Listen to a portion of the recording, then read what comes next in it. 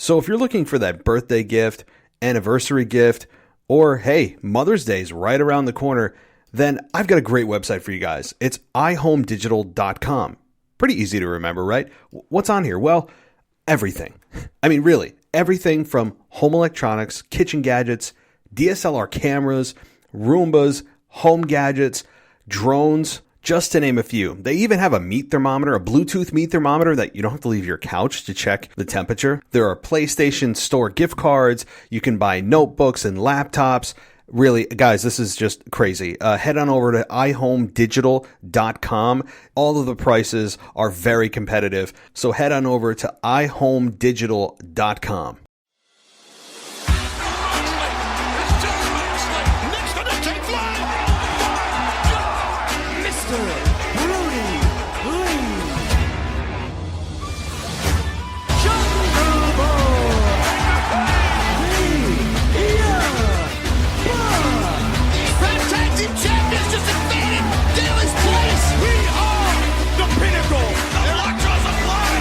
Championship means that much. I can't believe what we're seeing here. DMD.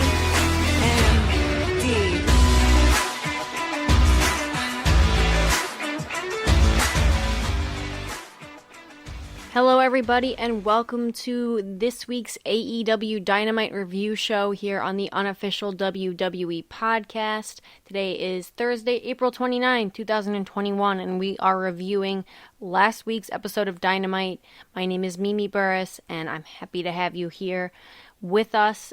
Thanks again for listening and choosing the unofficial WWE podcast today. Really appreciate it. I'll say it again. I always say it. Because you guys picked this and listen to this, it means I get to keep doing this thing, so thank you for that. And we're not going to waste any more time, really. The only few things that I will say is, first and foremost, thank you, all of you. I'll probably mention it again, but thank you for all the nice emails I got. I am swiftly recovering from one eye. We've got to do the next eye next month, and whole thing, but I really appreciate all the wonderful emails I got from you guys. I can't express enough how much that meant. So thank you for that. Number two, exclusively on Patreon, guys. If you are subscribed to the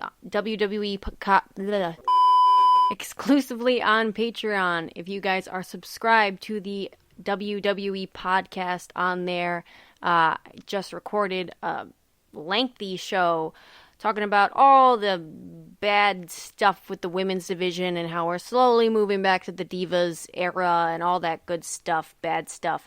So if you're subscribed on Patreon, that's some exclusive stuff you guys can go listen to. If you're not subscribed on Patreon, it's $1 a month. I'm subscribed.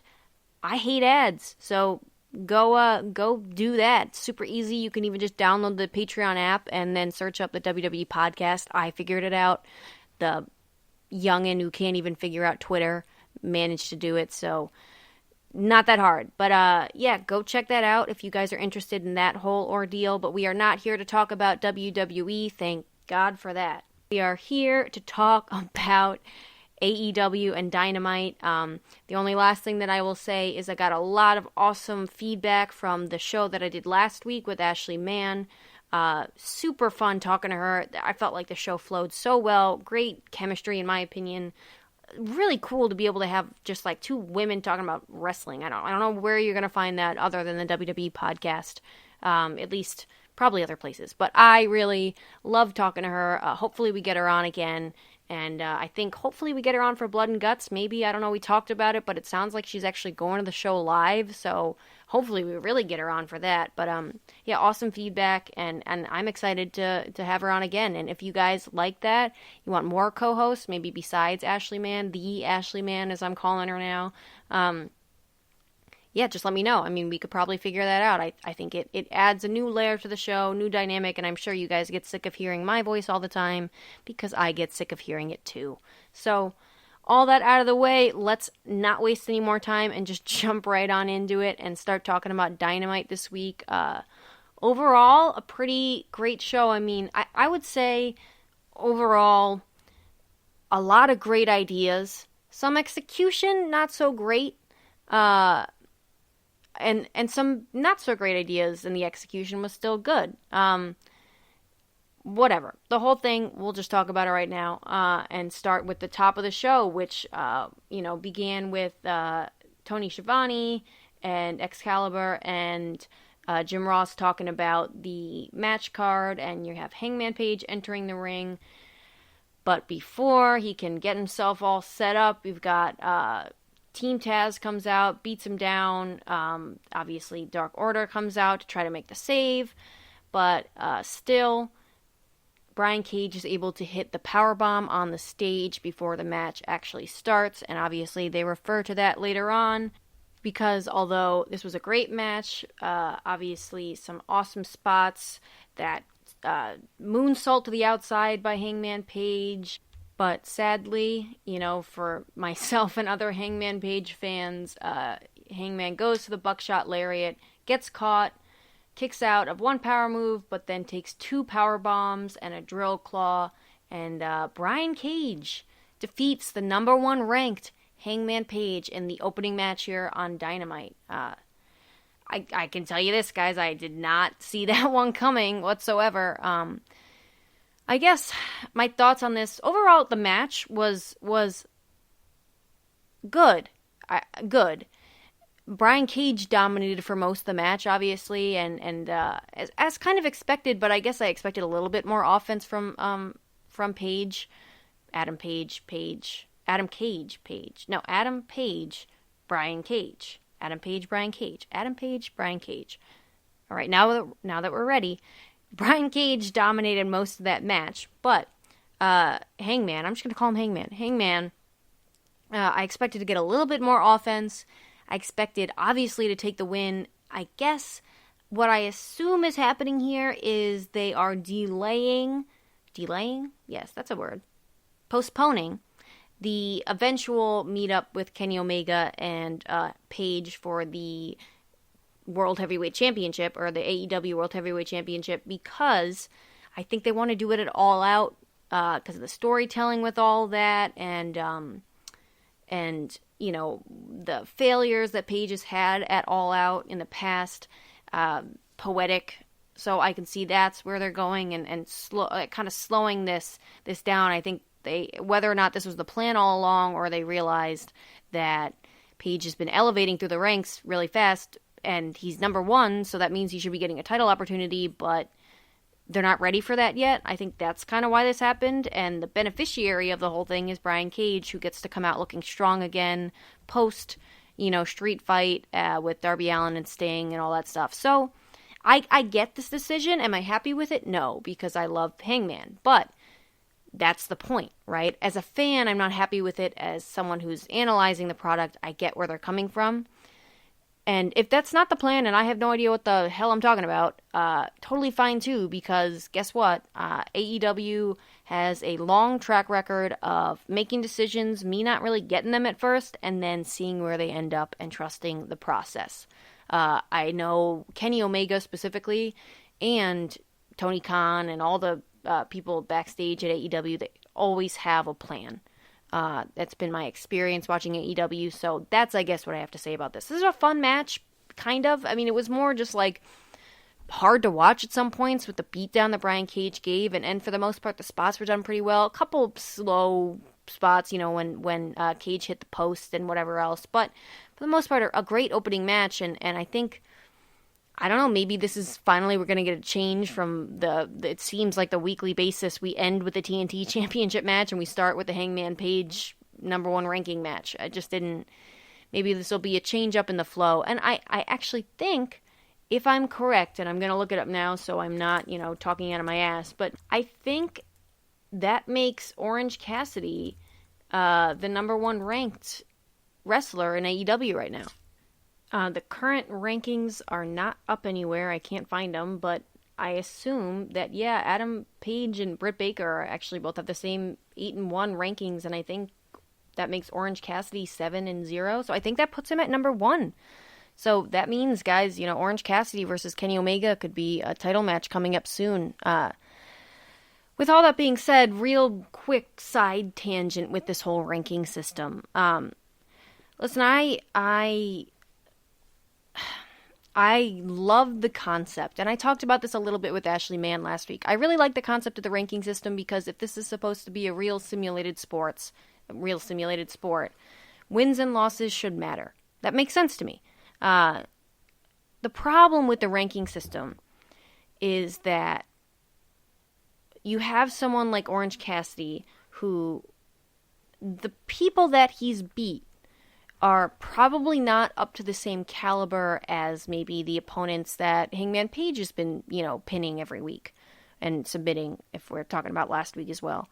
So that's where it gets a little bit funky. Like, okay, you beat Ryan Nemeth and a couple of other guys or whatever on Dark and whatever else, and now you're up for a title shot. I think it's a little bit convoluted, but I have to say that's kind of just a small con that comes with the many pros of a ranking system. But the other problem I have with it is this. Paige has been the number one ranked wrestler for a certain amount of time now, a good amount of time. I don't know if there's a certain number of wins or a certain number of weeks you have to hold that number one spot, but if, 2 weeks from now, Orange Cassidy gets a title match because he's the number one spot, that doesn't really make a lot of sense because then where was Paige's title match because he was the number one spot for weeks on end? So, food for thought, just a little funky there, little plot holes, but nevertheless, still an Orange Cassidy versus Kenny Omega match I'm sure a lot of people would love to see. We're going to talk about Orange Cassidy a little bit later on in the show, obviously, as he got the win, putting him in the number one spot. But he's not particularly, his style isn't always for me. I can see the appreciation and the strengths of Orange Cassidy. Subjectively, he's not really for me a lot of the time. Some of the time I love the stuff that he does in the ring and out and whatever, but there's just a few issues that I have with his style of wrestling, and we will get into that, obviously, like I said, when we talk about his match later on in the night. So, with all that being said, let's continue to move down the card, and next up we had the Elite arriving in a limo on Dynamite. They are all in a very celebratory mood after Kenny Omega wins the Impact Wrestling World Championship at Rebellion 2021. Obviously, we talked about that a little bit last week. Kind of saw that one coming. Not a big surprise as Kenny Omega is on this whole belt collector gimmick. They addressed what happened last week with Moxley and Eddie Kingston, crashing the truck into their trailer. And then they say that they aren't scared of Moxley and Kingston. And then Kenny says that wherever the Elite go, gold follows. And that Eddie Kingston would have to go through Michael Nakazawa before he could get his hands on him. We're going to talk about this again, too, a little bit more later on with the whole segment with Eddie Kingston and Jon Moxley and Nakazawa and the whole deal. But weird, Carl Anderson wasn't wearing pants. That was weird. I don't, maybe I'm missing something, but I don't know. I don't have a lot to say about this. I didn't love this. I love the heel work that these guys do, and we're going to talk about the Young Bucks obviously next, but this is just a little bit weird, I guess. I don't know. It didn't hit as much as a lot of the other stuff that these guys have done, but and the whole Eddie Kingston, Jon Moxley, Kenny Omega, whatever. We're going to get into that later on. But that's all I'm going to say about this segment because I don't have a lot else to say. It was kind of just there. A little bit weird, though. A little bit weird. I'd love to hear your guys' thoughts on the whole Kenny Omega thing. I think, and again, like I said, we'll probably talk more about this later, but my issue with this whole Kenny Omega title run, and I've said this before, is that Kenny Omega is a great wrestling mind. Without a doubt, he probably takes Tony Khan's place one day as booking for AEW, as the head booker. I think he's really has a great idea of long-term booking and all that stuff. And there's a such thing, though, I always say there's a such thing as bad long-term booking as well, just because we are so used to not seeing enough of it, in WWE or wherever else. Just because it's long-term doesn't mean it's good. Let me point you to the whole Kip Sabian Miro thing. The best friends, by the way, specifically that whole feud. So I think that's kind of where I'm missing it, because it's almost dragging and weird and starts to get kind of convoluted with all these things going on left and right with Kenny Omega. And again, it's great to have this whole interchange of all these different wrestlers being involved, and it really feels like there's a world backstage. But my problem is when things get a little bit fuzzy and boring and slow and messy and plot holes and whatever, and it's starting to feel a little bit messy. Let me put it that way. This whole thing is starting to get a little bit messy, and so we will talk about it more later on, because I want to talk about the next match, which was the Young Bucks versus the Sydal brothers. And man, AEW has its own version of tag team wrestling, doesn't it? I've said before to you guys, I have a little problem with tag team wrestling, specifically in AEW. Just the 5 counts and whatever, and like the fact that, yeah, you can go run in the match whenever you want, but then you also can't. Like, if you really have a 5 count in the ring and you can run in the match whenever you want and then run back out like these guys were doing all match long, then why would you not just, like, run in whenever your guy's not in control and double team and then run back out? Or just a lot of plot holes in the whole tag team wrestling style of this. They don't seem to follow the rules very well, and the rules don't really fit a lot of the style, it seems like. So when I try to put all that aside and just enjoy what I'm seeing, because the amazing wrestling that went on in this ring, one of the greatest tag team matches I've seen in a while, just pure wrestling styles and maneuvers and whatever. This was like almost flawless. I can enjoy it because it's so enjoyable and exciting and great wrestling, and the Young Bucks are some of the greatest tag team wrestlers ever. So, quick recap. Mike and Matt start off the match. Mike is in control for a while. Matt tags out. And then finally the Bucks get in control and they start isolating Mike Sydal in the corner. Nick Jackson and Mike Sydal both go down the middle of the ring after colliding and with a double clothesline, and this is where things got a little bit weird. Both Mike Sydal and Nick Jackson are on the ground, and then the referee is looking the other way for a minute for something that I don't remember, and Matt Jackson comes in and like essentially pulls the Bella twins finisher from back in the day and does the twin magic or whatever it is.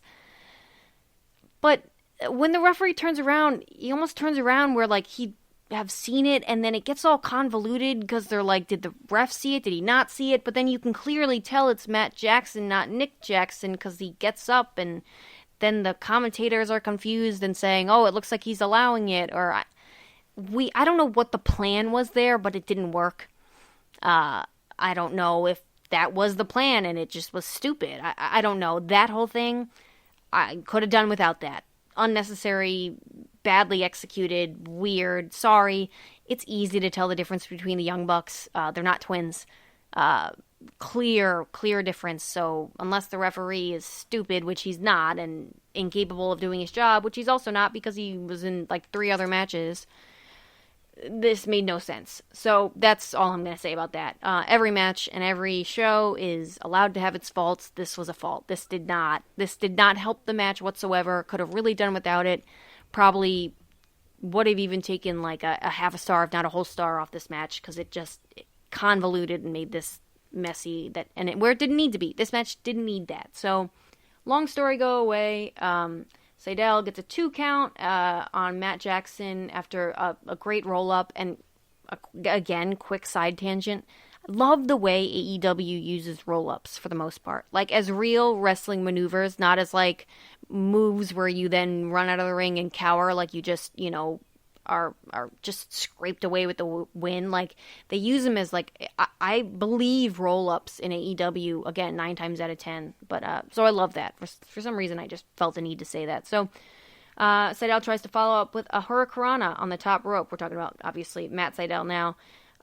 He hits one on Nick Jackson, but when he goes to hit another one on Matt Jackson reverses, he gets this awful bump off the ropes. I love how Callis talked about like that they're steel cables. It looks like he injured his knee and tags out to Mike Sydal, and then Matt Jackson does this great split maneuver thing and essentially punches him in the balls. And while the referee is being distracted by Nick Jackson, then the Bucks hit the BTE trigger, and Nick Jackson gets the 3 count for the Young Bucks. And the Sydal brothers are not getting a tag team championship match next week. So, overall, guys, like I said, a great match. Just, I love the ending. I love the split and then the low blow. And the Young Bucks work throughout this match. The entrance, the confetti, the outfits, the facials, the looking into the camera, the taunting of the opponents, all this stuff was really great. The Young Bucks as heels are better than they are as faces times a million. Really awesome heel work by the Young Bucks. I hate the guys right now. Like, as characters, I hate them, which really sucks because I'm reading their book right now. And I have no interest to read their book because I really hate them right now. That's how good as characters they've been. So, love just the blatant, over excessive heel wrestling style that they're doing, and really great to hear the crowd just like let them have it. I know it's at lower capacity, way lower capacity, and a lot of the crowd are the wrestlers and stuff, but there's still a crowd out there, and they're getting booed, so really good to hear that. So, yeah, the Sydal brothers are not getting a tag team championship match, but it does look like SCU is, because next out, the number 1 ranked SCU comes out and cuts a good promo in theory. The execution, a little bit botchy. Frankie Kazarian and Christopher Daniels basically saying that, you know, the Young Bucks are a bunch of and that they're going to take the tag team titles away from them, the thing that means most to them in the world. They're going to beat them up. And that's a match we're going to get. And I'm super excited for that match. The promo was a little bit clunky. Clunky, that's a good word for it. It was a little clunky, but I like the idea. I liked a lot of the execution. And this is what you get with, like, off-scripted promos. They sound not scripted, which is good, and raw, for no pun intended, right? And so I like that. Clunky isn't always bad. I guess that's what I'm trying to say. We're going to get into, like, some of the stuff that felt a little weirdly produced later on. So this was good. It's okay if you're tripping over your words.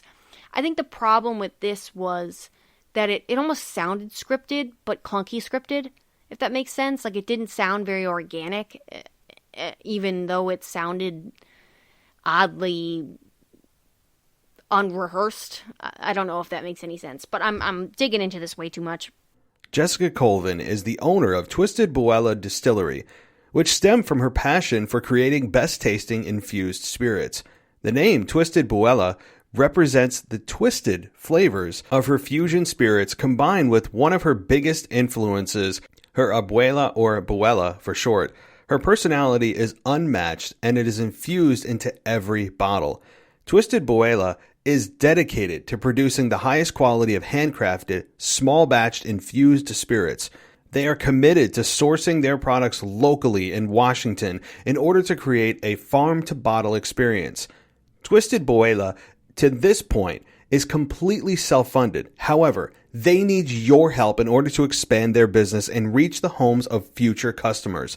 Check them out on Facebook or Instagram. Search for Twisted Buella, which is spelled B-U-E-L-A. Or, of course, the best way to help is head on over to Kickstarter.com and search for Twisted Buella. It's, again, Twisted, B-U-E-L-A. So if you're looking for that birthday gift, anniversary gift, or, hey, Mother's Day's right around the corner, then I've got a great website for you guys. It's ihomedigital.com. Pretty easy to remember, right? What's on here? Well, everything. I mean, really, everything from home electronics, kitchen gadgets, DSLR cameras, Roombas, home gadgets, drones, just to name a few. They even have a meat thermometer, a Bluetooth meat thermometer that you don't have to leave your couch to check the temperature. There are PlayStation Store gift cards. You can buy notebooks and laptops. Really, guys, this is just crazy. Head on over to ihomedigital.com. All of the prices are very competitive. So head on over to ihomedigital.com. Welcome back to the WWE Podcast. Let's get back to more great wrestling audio.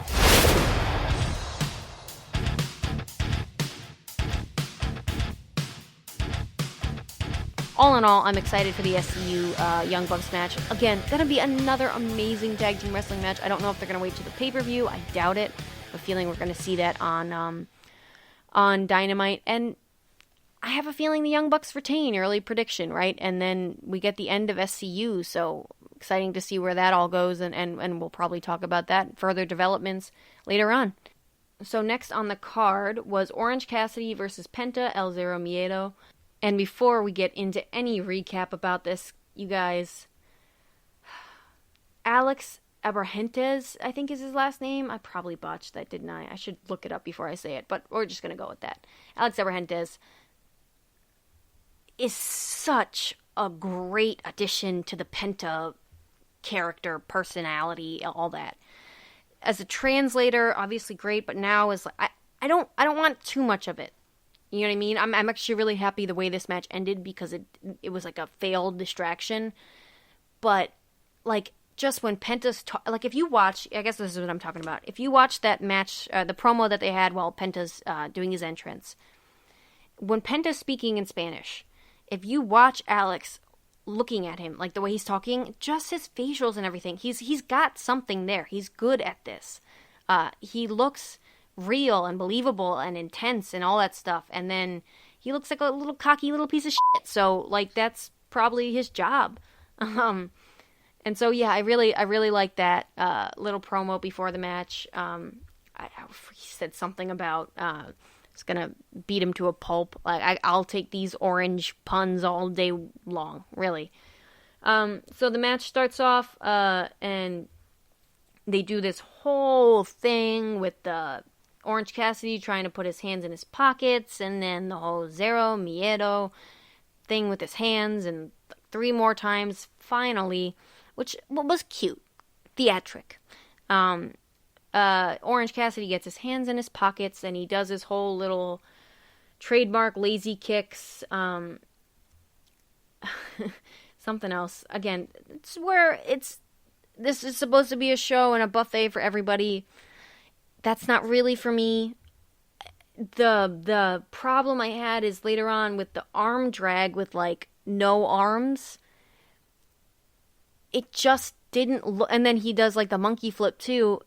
It didn't look real. It's funny, which is such a weird thing to say sometimes. But, like, it looked as if Penta was arm dragging himself, or just flipping twice. Like, flipped on the arm drag and flipped himself on the monkey flip. It didn't look like Orange Cassidy did anything. And I know that's almost what they were going for, but it didn't look like Orange Cassidy hit any offense. It looked like Penta just was wrestling himself.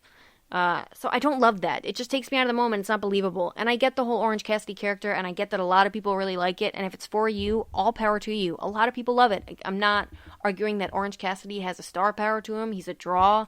He's great. This just didn't... I don't like that stuff. Call me a purist, call me whatever. It's just not...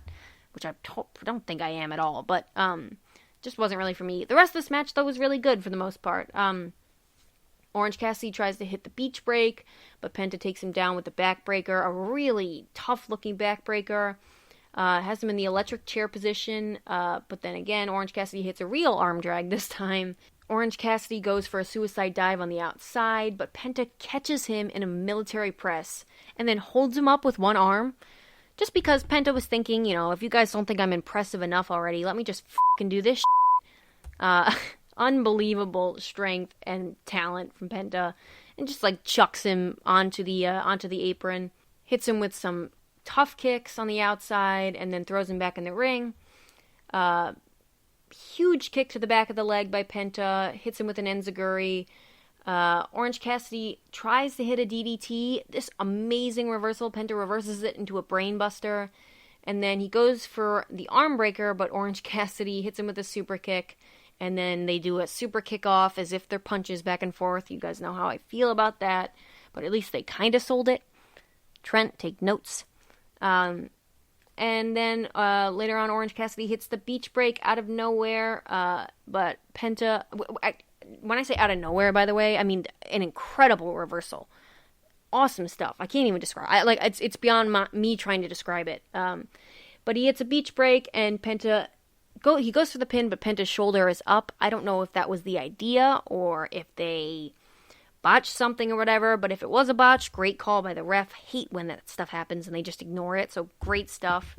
And then they continue to go back and forth, super kicks, spinning DDT by Orange Cassidy, and Alex Abrahantes gets on the microphone at ringside with a clear distraction to Orange Cassidy and tries to give Penta the opportunity to take the win, but it doesn't work because Orange Cassidy grabs the mic, hits Penta with it while the referee is turned looking at Trent, I think, and hits him with a Superman punch for the win. And yeah, Orange Cassidy is your number one ranked. Again, I'm like 99% positive about this, so if I'm wrong, then just skip through a lot of this podcast right now because this will all be pointless. But Orange Cassidy is the number one ranked male wrestler singles competitor in AEW. So does this mean we're getting a title fight, or is he going to be on the number one ranked thing for a while we just wait for a while for him not to be the number one ranked wrestler anymore and Kenny Omega continues to do his thing with Jon Moxley and Eddie Kingston? I don't know. I guess we will have to see. If you ask me, I say put these two in a match. Kind of wean out of that whole thing that they're doing with Kenny Omega and Moxley and whatever. Have Moxley and Kingston start going after the Young Bucks. I think they failed to capitalize on that. I would have loved to see them go towards that direction rather than this direction again. I'm getting a little tired of it, guys. I'm not going to lie. How many times have we seen Kenny Omega and Moxley? And don't get me wrong, I think Kenny Omega and Moxley are great, but we'll get into it later. We're not talking about it now. We're talking about Orange Cassidy. Orange Cassidy, Kenny Omega, 2 weeks, 3 weeks from now, if Orange Cassidy stays number one ranked, which I assume he will, give me that match. Have a fun main event, kind of similar to Ray Phoenix, Kenny Omega. You kind of know who's going to win, but still a great match. Probably won't obviously be as incredible as that because he's Ray fucking Phoenix. But, yeah. So that's I guess what I have to say about him becoming the number one ranked. In regards to the match, like I said, this was more theatrical and fun than a quote-unquote great wrestling match. Some really great maneuvers and all that stuff, but this was not your purist Christian Cage, Frankie Kazarian wrestling match. This was much more fun. And I don't mean fun necessarily in a better way, just fun in a more electrifying way.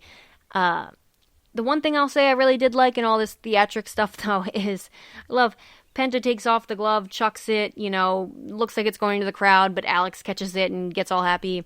And then Orange Cassidy does the same thing with the sunglasses, and Trent just literally reminds me of so obviously you guys know, whatever, I'm getting surgery in both my eyes, or I got one and I got to get the other. So when my fiance will throw something to me or whatever, like, I'll reach especially if it's on my left side, I'll reach my hand out. The thing will be 4 feet away from my hand, and I'll like act like I caught it or thought I caught it, but I'm way off. Loved it. Trent did the exact same thing essentially, and just sold it well, and it was funny. So I like that part. Hard to describe comedy. I don't know if you guys have ever tried to do that, which you probably have. It's sometimes really difficult, but it was funny. All right, nevertheless, guys, moving on. We have the Pinnacle and the Inner Circle engage in their parlay. This was great. I'm going to try to give you a recap. This one's probably going to go long, too, because there was a lot of great stuff said back and forth, but I will try to keep it as short as possible. Inner Circle, the Pinnacle enter the ring first. We got Pineapple Chance. I'm sure Chris Jericho loved that. And then the Inner Circle come out afterwards. Shawn Spears takes the mic right away. Oh, before I forget, they both have like these security details that come out. But kind of pointless, but whatever. I get the idea. I thought they were going to come down by the ring. They weren't even near the ring. It was weird. But Shawn Spears takes the mic and says that the Pinnacle deserves to have the advantage at Blood and Guts because they got lured into the match or something like that. I didn't get that, but whatever. It means to an end. Tony Schiavone was trying to do a coin toss. They kept just shoving poor Tony Schiavone and taking the microphone away from him. And then Sammy Guevara takes the mic from takes the mic from Tony Schiavone. And poor Tony Schiavone, and says that Shawn Spears has been a failure ever since he's come to AEW, and that he was a failure in WWE as well. And then essentially says that he doesn't care if they have the advantage, and Sammy Guevara declares himself as the person who's going to start off the match, and that The Pinnacle's blood is going to be on his hands first, or something along those lines. Great promo from Sammy Guevara, in my opinion. Great Sean Spears back and forth. I love that stuff. I love how they kind of paired each part of each group with each other in this. It worked really well. It was oddly contrived, but it almost didn't really matter. And speaking of which, obviously next we had the 2 tag teams going at it. Cash Wheeler says that Santana and Ortiz are Jericho's lapdogs and nothing like their former selves.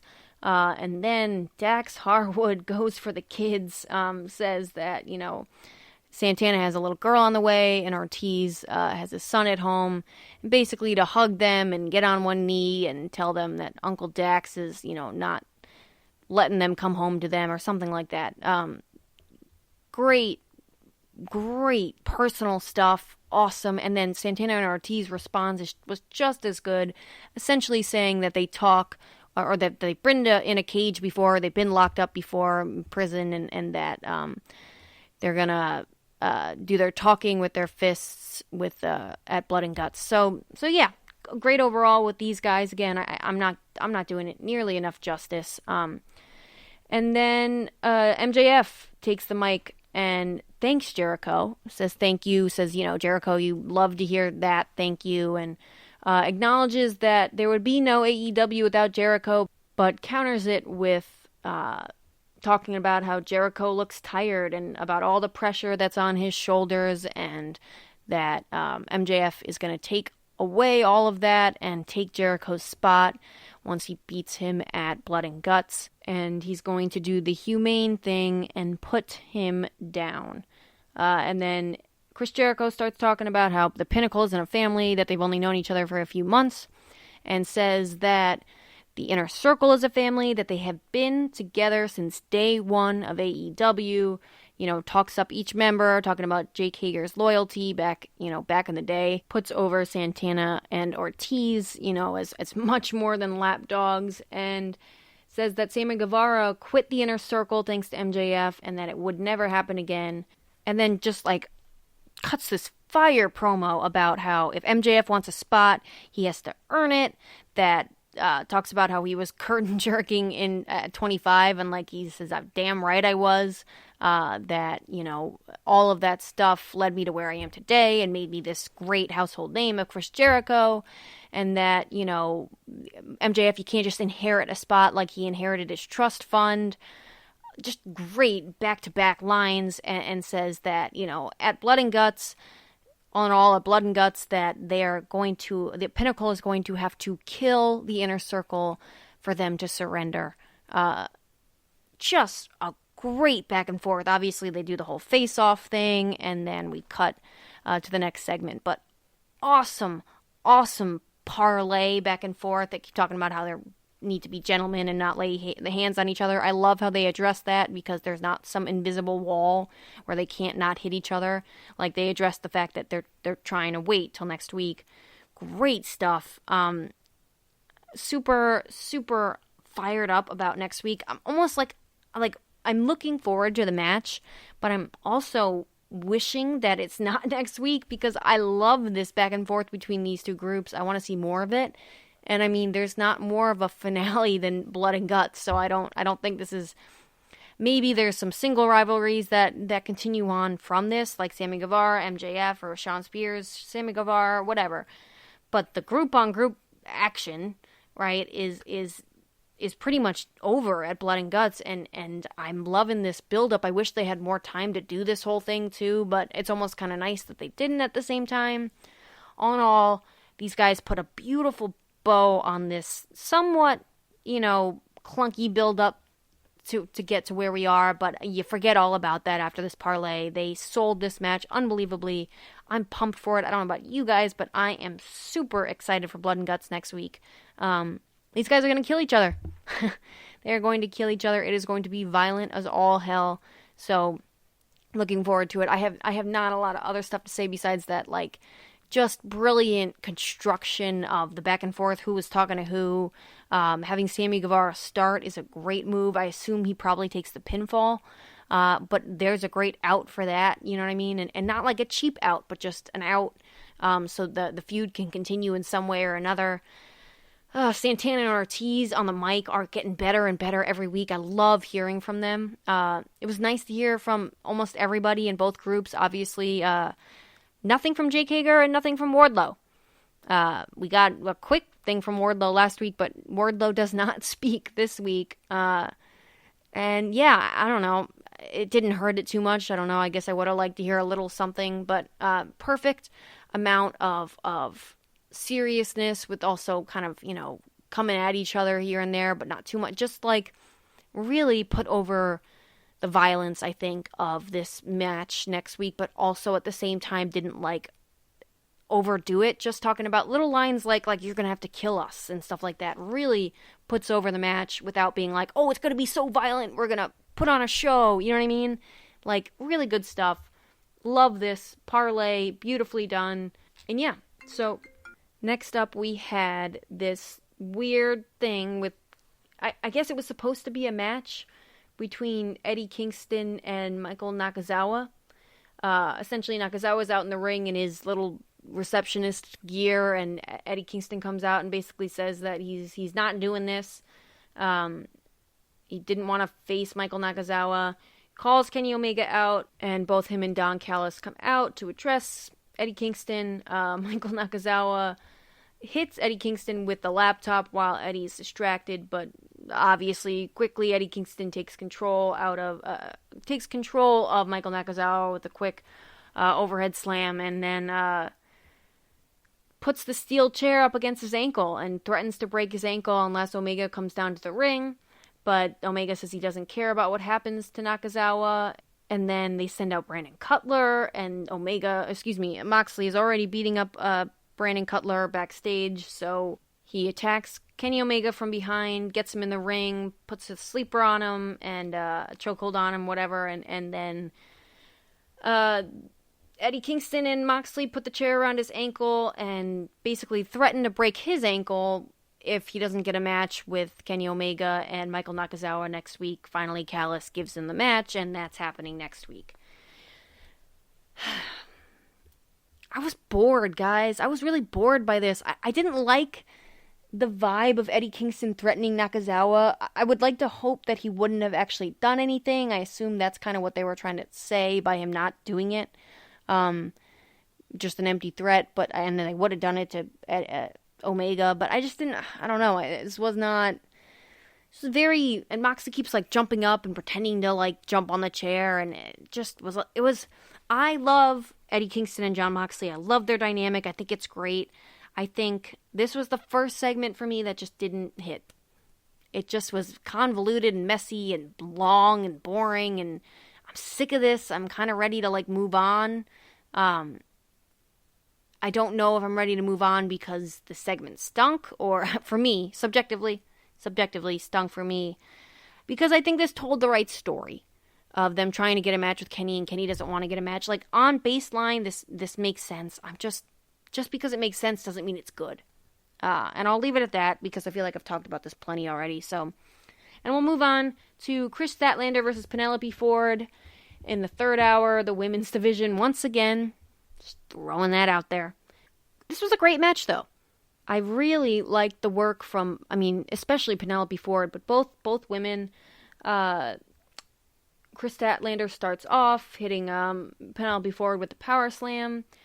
Later on, we come back from break, and Statlander and Ford are punching each other back and forth. Statlander gets the better of the exchange, follows it up with a running boot in the corner. They go back and forth, and Penelope gets some offense, and Statlander gets some offense, but Ford later on in the match goes to hit a handspring, but Chris Statlander catches her mid-move and then hits her finisher, the Big Bang Theory, and gets the 1-2-3 for the win. And yeah, this was a great match. It wasn't anything... This was a great women's match. Let me put it that way. This was a great women's match on Dynamite, and that's always good. Just to establish more women in the division. I think Penelope Ford is really good and does not get enough credit for how good she is.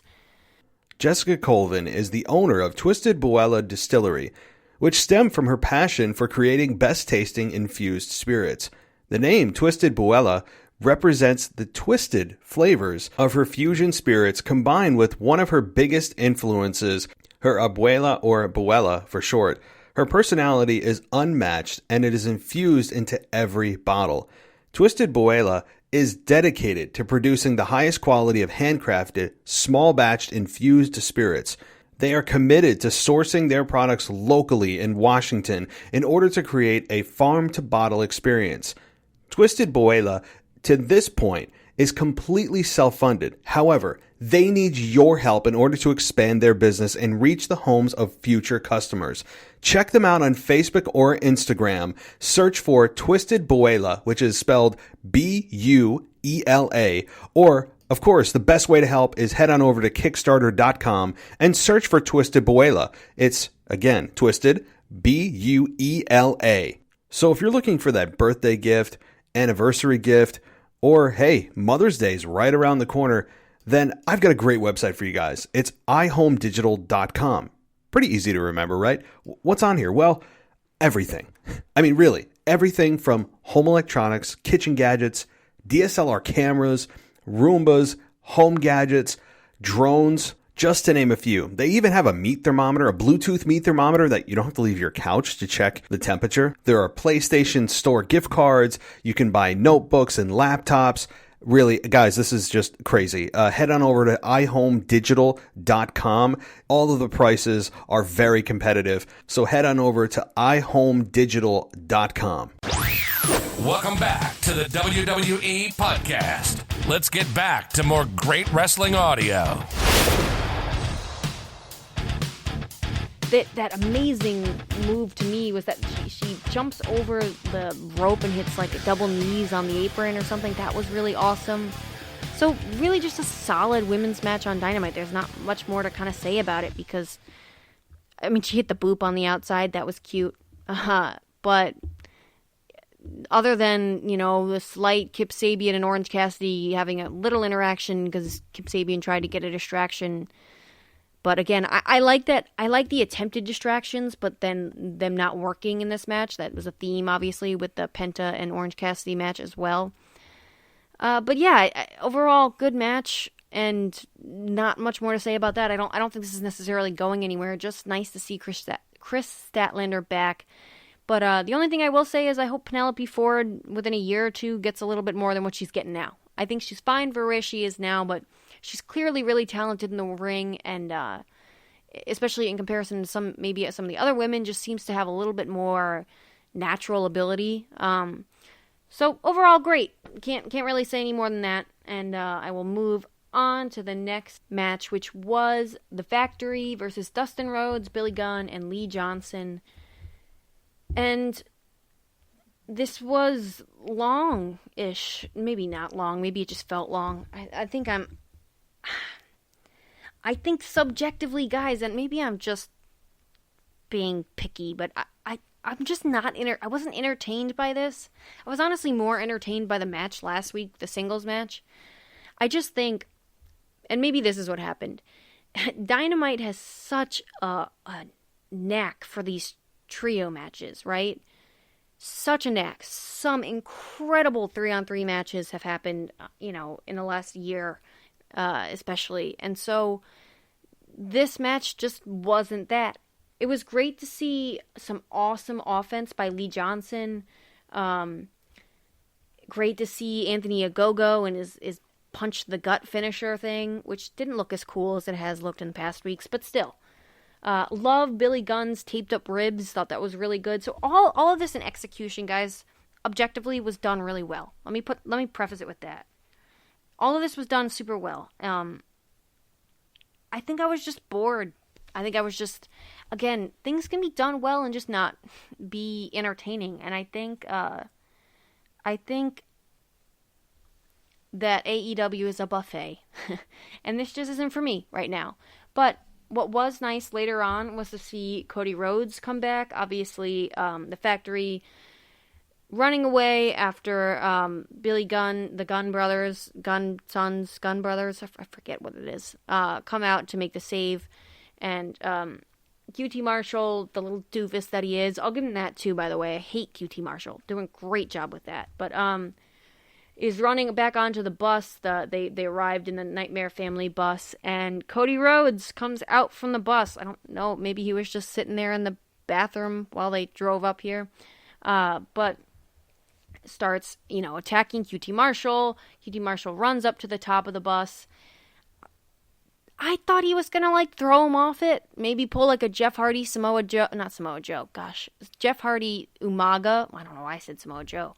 Jeff Hardy Umaga thing where, remember they had remember he jumps off the truck? That was forever ago. I don't even know what year that was, but something like that where they play with it a little bit with a mat or something to make it seem, I don't know, whatever. My point being is I think it would have been weird to do that, but I also think it was pointless to go up to the top of the truck just to put a figure 4 on. Didn't really make a lot of sense. But I like the visual at the end of Cody Rhodes' muscle pose and everybody banging on the truck underneath it. It was nice. This was good. I guess this was functional and good. That's all I'm going to say. Obviously, in the match, before I forgot to give you the results. Anthony Ogogo hits Lee Johnson with the punch across the midsection, the body shot, and while the referee's back is turned, obviously, and like I said, hits one to Billy Gunn as well, and then QT Marshall gets the pin on Lee Johnson, does none of the work for it. Great character work with QT Marshall. Again, I'll say it again. Great work done. I just was bored, guys.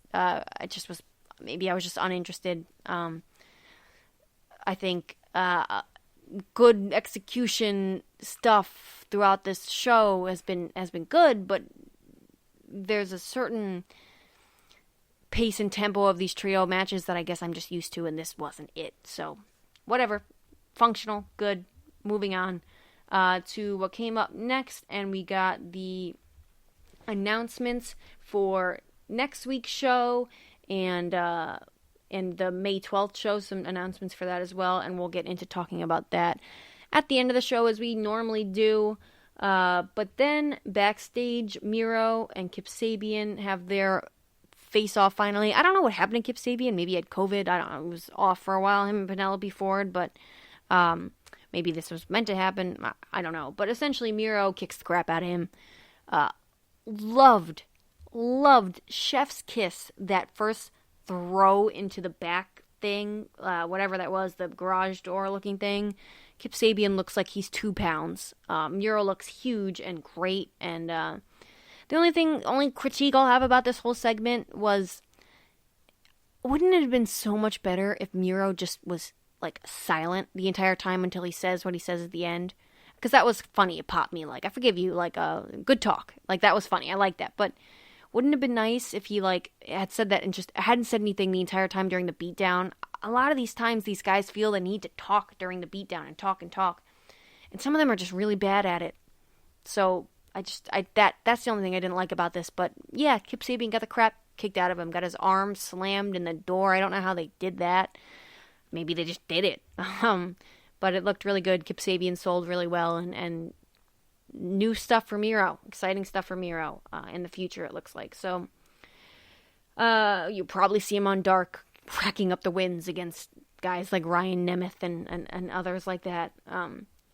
And last but not least, guys, we had the main event, which was Darby Allin, the TNT champion, versus 10 of the Dark Order for, obviously, the title. Darby Allin going for his 9th championship title defense, tying Cody Rhodes. This was a great match, between the guys, again, functionally. Let me give you the recap first. 10 starts off in control. Obviously, the story of this match is 10 is way more powerful than Darby Allin, and in some parts, Darby Allin does a really good job of selling that, and in some parts, it doesn't look so great. But he sends Darby Allin flying with a shoulder tackle. Looked awesome. Hits him with a bat breaker, and continues to overpower him for most of the rest of the match. And it was really fun to watch, guys. I don't know. I've said it before. I'm just not a huge fan of Darby Allin. Again, I don't know if it's the speaking out movement stuff that's got me a little bit off about him or what it is, but just maybe it's the way he wrestles in his matches, like a heel. And maybe it's because he tries to rip off a mask that was given to 10 by a dead man, well-respected Brody Lee. Not great. That was not a great part of this match, but so it was fun to watch Darby Allin get chucked around a bunch. Essentially, the match spills out to the ringside later on, and 10 throws Darby Allin into the barricade, faces off with Sting briefly, of course, because how could we not have that happen? Heads to the top rope. Darby Allin heads to the top rope, throws himself into 10 and number 5, taking them both out, and then Sting has a weird confrontation with the Dark Order for no reason. Quick side rant. Anybody else feel like Sting just looks like an old man with face paint on? With a receding hairline that he's just holding on to? I don't know. I think I get it. I get the Sting myth and legend and all that stuff. Maybe they could do a little something to make him look a little less like an old man with face paint on. Give him a hat. I don't know. Does that ruin the whole Sting thing? You guys who are old enough to know more about Sting, please tell me. I don't know. Maybe give him a wig. I don't know. I'm just throwing out ideas. It's not my responsibility to figure it out, but Sting looks like a little old man with face paint on. Just not. What did Miro call him? Like your emo daddy. Just not great. Anyways, as I was saying, recap. Ethan Page comes out, wails Darby Allin to the steel post, and then throws him into the ring. 10 looks a little bit tentative about taking advantage of it, but eventually hits him with the wheelbarrow German suplex for a near fall. Tries to get him in the full Nelson, ragdolling him around. Great to watch again. But Darby pulls on the mask and breaks the eye and bunch of heel tactics and gets another roll up for the win. Let's talk about this before we get into the after the match shenanigans. Darby Allin is a good guy, supposedly, right? He's a face. People are supposed to cheer him. He's a good guy. Why in the hell is he ripping off 10's mask? Why is he raking the eyes? Like, I get that. I get this whole tweener culture in wrestling now. You know, that a lot of guys are in between. I'm pretty sure that Darby Allin we're supposed to cheer him. And you can have babyface versus babyface. The thing that I don't get, like, even if you're just gonna rake the eyes or, you know, do some kind of heel tactic-y stuff, fine. You want to see a real babyface. 10 looked tentative to take advantage after Darby Allin got attacked by Ethan Page. That makes sense to me. Darby Allin ripping the mask off, that they just played a promo about how special that whole thing was for him and Brody Lee and all this good stuff. What? And then they hug after the match. I probably wouldn't hug a guy who just tried to do that. I don't care, win by any costs. No, you can win by any cost, but when it's MJF trying to do something like that, it's wrong. But Darby Allin does it, it's okay. Just plot holes, guys. Bad, but I'm so sick of this stuff. I'm so sick of the the Hangman Adam Page. There's too many pages and cages and wages and whatever. I'm sick of kind of this Hangman starting the match and starting the show and then Darby Allin finishing it with some roll-up. And the Hangman thing's not really a problem for me, but the Darby Allin stuff is bugging me.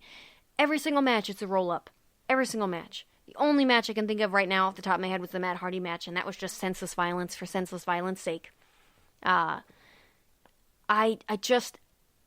dream booking for the TNT title is Miro wins from Darby Allin, and then you have this whole open challenge thing, or whatever, non-open challenge, whatever it is. You continue this whole thing. I like this, the TNT title. Maybe not every week, but I get it. I think it's a good idea. You almost like, you know, now competing with streaks of defending the title. But, because I understand that it doesn't really matter. It's kind of like the CM Punk comparisons with Brock Lesnar. Like, they both held the title for a really long time. How many defenses did CM Punk have, though, versus how many defenses did Brock Lesnar have? CM Punk's clearly the better champion because of that. So I get that. It's not necessarily always how long or how many times you've held the title. It's how many times have you actually defended it successfully. I love that. But my dream booking is to have someone like a Miro win and do this whole thing. But I think you can do this as a heel. And go out and basically have a heel be like, I'm this dominant. I'm this good. Send anybody my way. I will beat them. And have him just wrestle like a heel, so you continue to boo him, and send out your Jungle Boys, your Darby Allins, your whatever, for these hope spots. Like, great baby faces make a great heel, and vice versa, right? That's my dream booking, and just have Miro dominate the roster of, like, these smaller guys or these great baby faces. I think that's the best way to book this whole thing. And then one day, right, the baby face you really want to put over, maybe a Jungle Boy or whatever, you have him win. That's how I would book this. I'm sick of this whole Darby Allin just managing to get the win, and then Sting has to be there, and now Darby Allin's a heel when he wrestles, but but it's okay with the Darby Allin's a heel when he wrestles and does these things, but if someone else who is a heel does it, it's not okay. It's just transparently bad. But the work is really good. Like, the wrestling is really good. It's the little nuances like that need to be tweaked and fixed. So, again, I always have faith in AEW, and if nothing else, this is a great wrestling match. I'm watching this with a more critical eye. Someone who's not, maybe doesn't even care about that stuff. So, you can't have me get behind Darby Allin when he's ripping the mask off a guy like 10. Like, that's just not.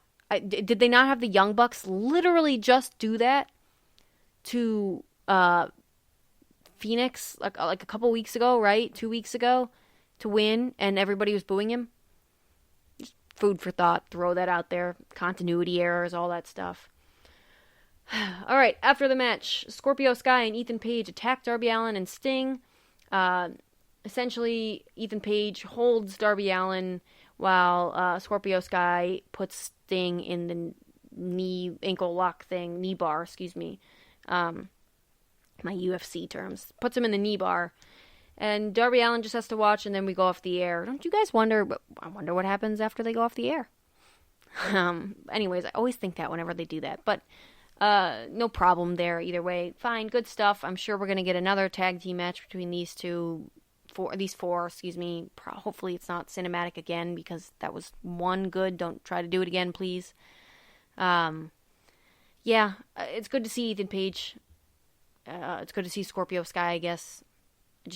I could have sworn we saw something just like this last week. And Lance Archer and 10 chased them off, obviously. So yeah, that was the end of Dynamite.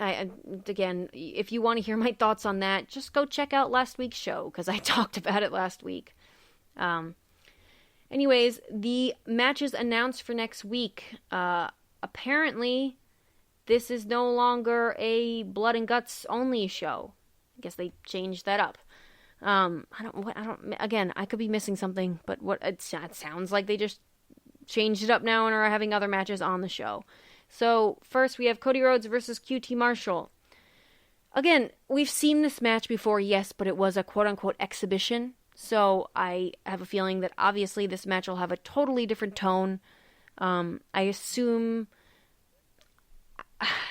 if this were a WWE match, I'd say it was a no finish. I have more faith in AEW than that, so I have a feeling that there will be a finish, because they've kind of made a name on being able to do that. I assume QT Marshall takes the win with some kind of shenanigans on the outside, because it would be kind of weird for Cody Rhodes to take the win here, unless they're just ending this now, but that doesn't seem to make a lot of sense. So, I don't know. We'll see. But I'm going with QT Marshall for that one. Obviously, I assume there will be some outside interference, and I'm not super high on this, but it is good to see Cody Rhodes back. Kenny Omega and Michael Nakazawa versus Jon Moxley and Eddie Kingston. Same kind of deal, guys. I don't know. I assume there's going to be some kind of shenanigans. I doubt we get to just see Moxley and Eddie Kingston beat the crap out of these two for a long, extended period of time with no consequences. If that does happen, God bless, and hopefully it's the end of this and we can move on from this whole thing. Britt Baker is in action. That's all they have, so I assume it's a squash match, and then they're going to have Britt Baker continue to move up the ranks, which again, guys, I can't complain about this because I was the one who was begging for more Britt Baker on Dynamite. So I don't care if it's a squash match or whatever it is. Let's reintroduce Britt Baker, the wrestler, to the fans that haven't been watching Dark and all that other stuff. I think that's a great way to do it. So we'll see. I don't know who she's facing, but I assume Britt Baker wins because that would be really weird if she didn't. And then, well, I have to say, the only thing I could see is her losing and then having to do this all over again. But I doubt that's the road they're going down. And then we have a 4-way tag team match for the world tag team title shot. I don't know who wins this, and guess what, guys? I don't really care because I guarantee the winner of this doesn't win the tag team titles. And I thought we were doing something with SCU. I don't. How many? Right. I urge someone to go look at all these number one contendership matches that they've had, ladder matches, turmoil matches, over-the-top rope battle royales, whatever, casino battle royales, double or nothing, flapjack, poker chip ladder matches. No one's ever won the title afterwards, so it doesn't really matter who wins because they're probably not winning the title. If they do, I'll start to care about these matches again. But nonetheless, it'll be a good match, and I am looking forward to, obviously, the wonderful tag team title wrestling between SCU, Jurassic Express, Varsity Blondes, and the Acclaimed. I'm assuming SCU win, because why the f*** are they in a tag team match like this when they're the number one ranked tag team? Couldn't they just get a title match anyways?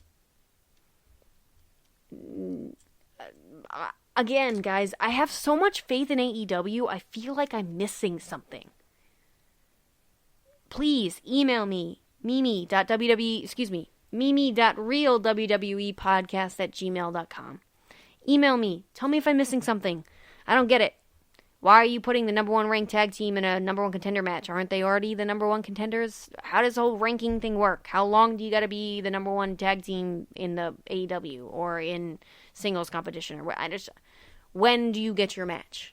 I guess is it whoever is the next ranked at the next pay-per-view? But that doesn't make sense because in the past that's not how it's been done. I don't know. Someone explain it to me, please. Because I'm sure I would enjoy this product a lot more if I could. But I know I bitched and moaned and poked a lot of plot holes and things. But guys, overall, I enjoyed AEW. I enjoyed the first hour way more than I did the second hour. I'll say that. And I will leave it at that and say thank you for listening. I hope you all have a wonderful rest of your week. I will talk to you on the weekend, Saturday night, Sunday morning, whenever you tune in or whatever it's posted on the highs and lows of the week. We're back, guys. I partially fixed and all. I'm super excited to get into all of that stuff with you. Again, if you are subscribed to us on Patreon, go check out the new podcast that should probably be uploaded by now about the women's division in WWE exclusively for you guys on Patreon. And if you're not signed up on Patreon, what are you doing? Go find 100 pennies somewhere and $1 a month. I don't know what I'm saying anymore. All right. Thank you guys. Hope you have a great week, and I will talk to you next time.